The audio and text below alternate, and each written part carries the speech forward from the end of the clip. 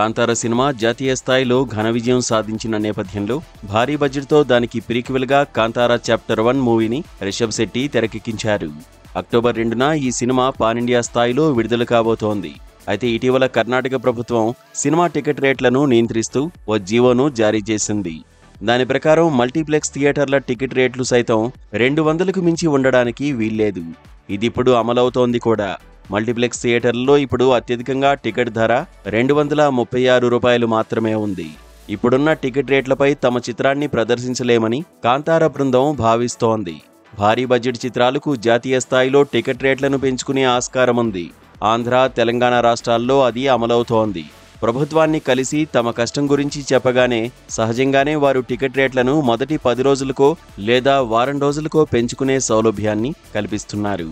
దాంతో పెద్ద సినిమాలన్నీ ఎలాంటి టాకు వచ్చినా గుడ్డిలో మెల్ల మాదిరి కొంతలో కొంత బయటపడుతున్నాయి.